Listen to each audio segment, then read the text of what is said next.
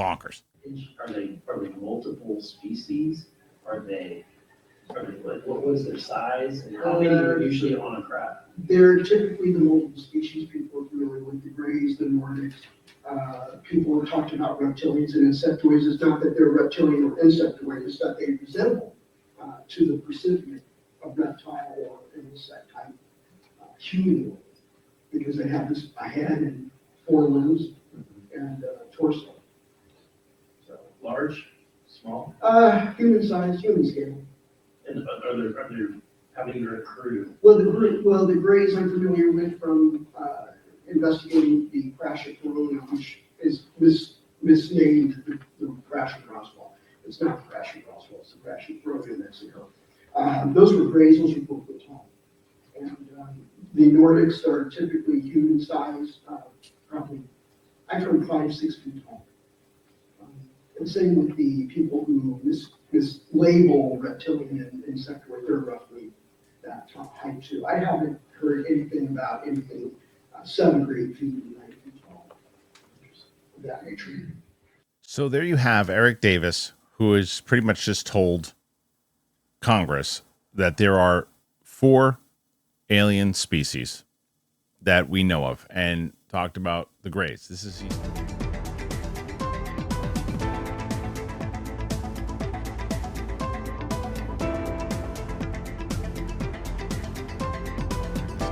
And so, a long story short is that I came into contact with industry leaders, technical scientists, both active duty and later retired, as well as intelligence officers, generals, admirals, colonels, people who directed intelligence or human intelligence collection and analysis directorates at the DIA and the Central Intelligence Agency, who reached out to me to have me do some foreign UAP intelligence analysis and assessment. And so I have been exposed to so much in the classified realm that I can tell you definitively that there is a there. The human race, basically the world's biggest governments, like the United States, our adversary China and Russia, at least as far as I know, have had the occasion to recover craft that have either landed or crashed or both in their territory or even outside of their territories, and have taken those back to the most sensitive of their programs that they've ever had. These programs are even more sensitive and more well hidden than the Manhattan Project was, or the modern nuclear weapons industry and the U.S. military and the Department of Energy programs to maintain and upgrade and modernize our nuclear weapons arsenal. And so this is one of the most well hidden programs. It is hidden from congressional oversight, and it always has been.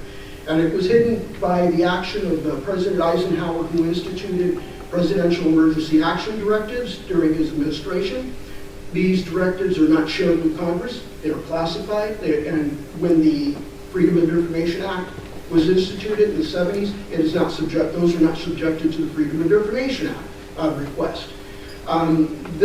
These directives provide cover for actions that are associated with the retrieval of these vehicles and the scientific and engineering study of them.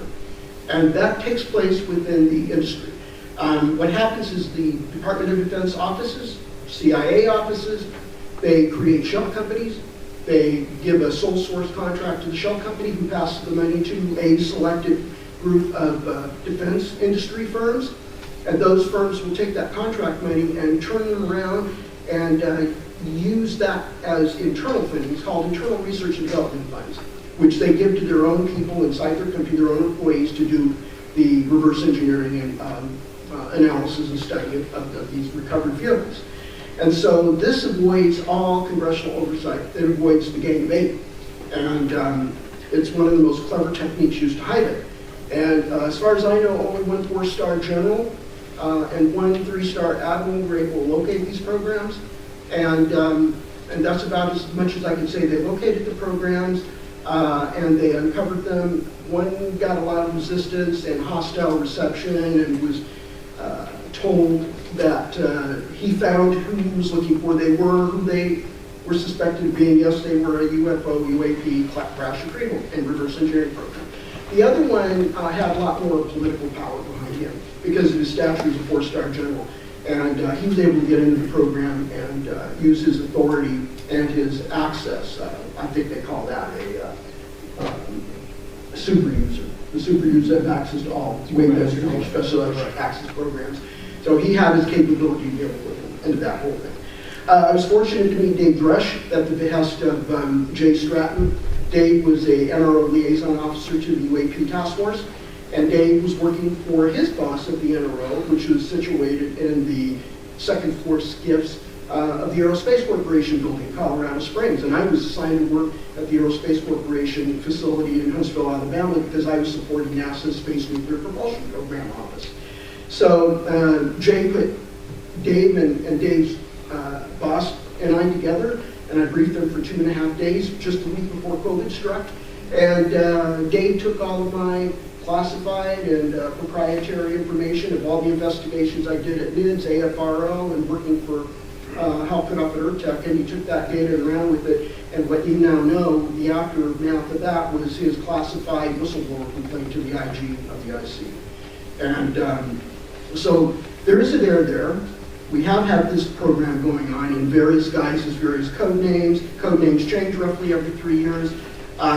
They often shift around due to major office and programmatic reorganizations from presidential administration to presidential administration, or maybe every 5 to 10 years in some cases.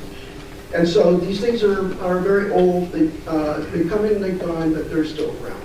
And the amount of money that's been involved, I would say since the beginning in 1944 with the first recovery in Italy, of the U.S. Army's recovery of a craft that crashed in Italy back in 1933. The United States Army, when it invaded Italy and pushed the Third Reich out, they were able to recover that craft and bring it back to Wright Airfield. And all of the crash retrievals that have taken place generally on land have gone to Wright Airfield. The majority of the crash retrievals or recoveries of whatever situation it was take place in the maritime environment. And I'm not sure where that is going. I think they're probably also going to were in those days Wright Airfield. I don't know where they're going today though, because I've only worked on the legacy history of this part of it up until about the early 2010s. And ever since the end of the OSAP and the ATIP, I don't know where those operations are going on these days. So I think that's about it. I mean,